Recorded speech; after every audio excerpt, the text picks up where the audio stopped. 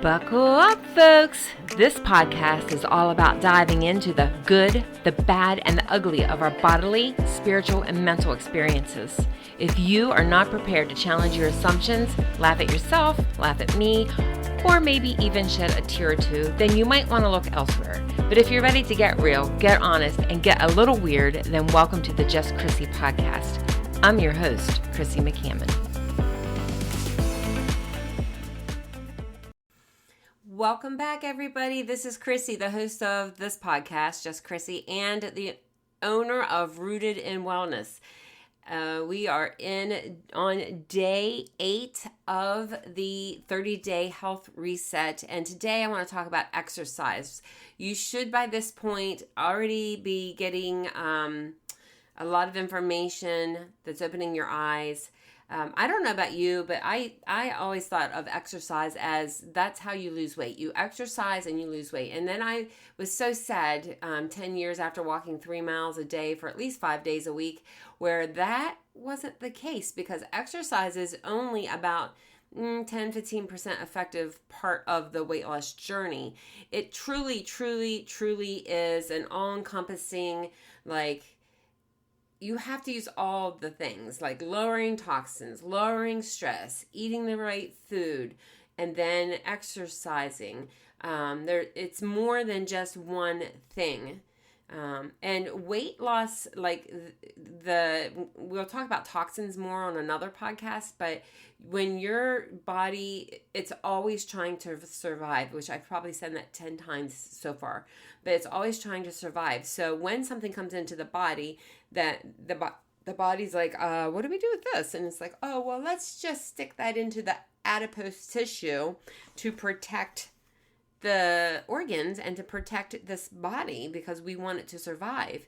And so we end up with this, the adipose tissue is your stomach, when you get that little roll right on the front. It can be other things too, like it can be too much estrogen, like if you're estrogen dominant. But it is just another avenue of where exercise is not always necessarily going to be the only thing to help you lose weight. Exercise is more about, there's all kinds of things happening inside your body when you exercise. And there are different groups of people, the categories that people fall into. One is sedentary. They usually are not doing anything. They consider themselves active, but they don't do any weight training or cardiovascular exercise on a daily basis or weekly basis, and they tell themselves they don't have time, or they simply abhor the thought of working out. And then you have the cardio only group, and they have they are well intentioned, but this group is following well intentioned but outdated recommendations from over 40 years ago. Suggested long distance cardio and running is what they said was best for health. The problem is, and this is coming from Dr. Cabral, who was a trainer, the problem is that long distance endurance-based training has now been proven to cause microscopic tears in the heart, leading to potential cardiac issues. It is also one of the reasons why marathoners often die at a younger age despite their healthy lifestyles. You can look this up. There are studies. And then the hardcore workouts like PX90. The last group follows that mentality that if a little is good, well, then a lot is even better. And if a lot must be better, than crushing your body with each workout is the ultimate way to exercise. The problem is that working out this way causes greater stress on the body and can raise cortisol, which is the hormone that your body, like the fight and flight, inflammation, and blood sugar levels, because it's responding to what it thinks is trauma. It doesn't know the difference. So we have to look at exercise differently. What we were built to do as humans.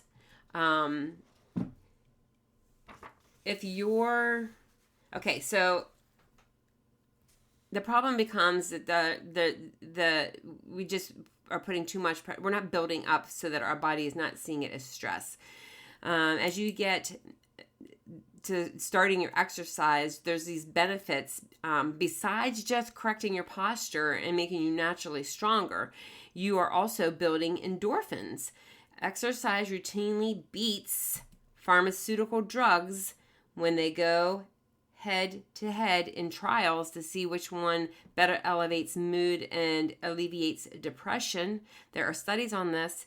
If you suffer from high stress, low mood, anxiety, depression, PTSD, panic attacks, or other mood disorders, I highly recommend working out almost daily during the morning hours. It may literally just change your life. And then your metabolism. So I know that I've posted about the HIIT, HIIT training, HIIT training, high interval training. It might be HIT. I thought it was 2 I's, but it's not coming to me right now. Anyway, where you're doing short bursts of working out and then you're resting. So you work out for 30 seconds doing something high intensity like spin, cycling, stadium stairs. You can hill sprints, running. You do them for 30 seconds and then you just say walk or rest for 30 to 60 seconds. Like you're recovering your breath. And it might be hard at first, but you eventually build up to it. But you end up doing this high intensity training and it's done within 10 to 15 minutes. So, however, that is not where you want to start. That is not where you want to start. You want to start, your goal right now is to just get to 10,000 steps a day. So you want to, most people's watches have a pedometer on them, but you got to watch because because the cheaper ones will actually add extra steps until you've done more than you did. My friend Carol and I, when we went to the Barbara O'Neill training, we walked together and it was amazing. Her watch was always like 5,000 steps ahead of mine. So you do have to make sure that it's accurate. So get a pedometer, get a watch with a pedometer in it, and start tracking how many steps you're doing. Most people may average about 3,000. And that's being probably a little generous, between 3,000 and 4,000. I know when I was editing a lot of weddings, editing a lot of portrait sessions as a photographer, there were days I would get up out of my seat at the end of the day and I had only gone 200 or 500, less than 1,000 steps the entire day. One of the reasons I got out of it was because it was not healthy for me. I'm very focused when I do something and I just don't leave my seat. So I had to give that up. So look and see how many steps are you doing and then start building up. So if you're doing 2,000 steps right now, well, try for 3,000.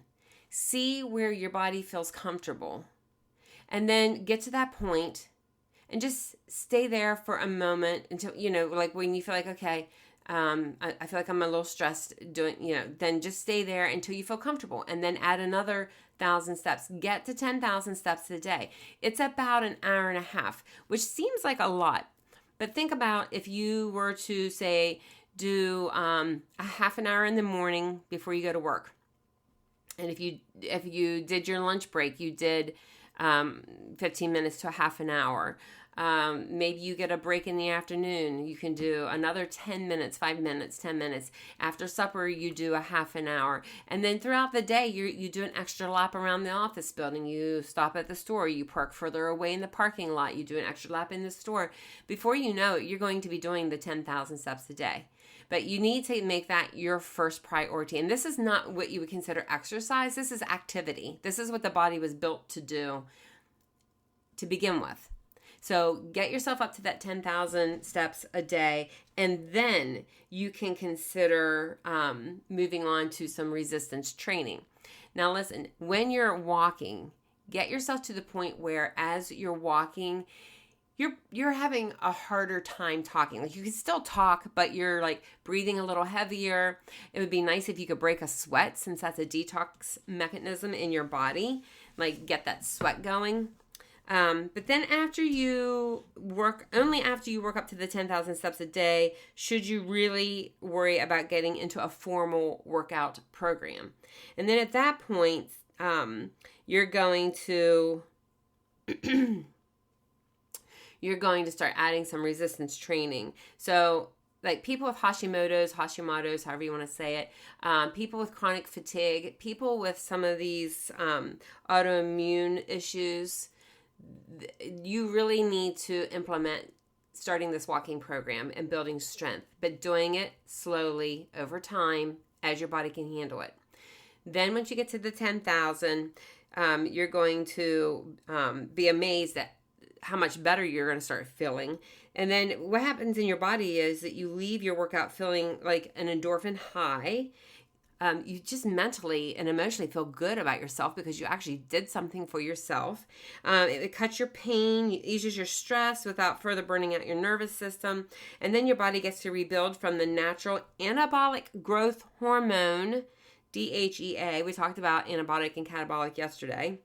And then testosterone, and testosterone without the influx of cortisol, which is that fight and flight hormone, which is catabolic, and it breaks the body down. So you're actually doing the body good. This is a powerful and greatly misunderstood biochemical principle and is not to be overdone. Exercise can help you balance your immune system. Here are some other terms that you need to get familiar with. TH1 and TH2. That's your immune system.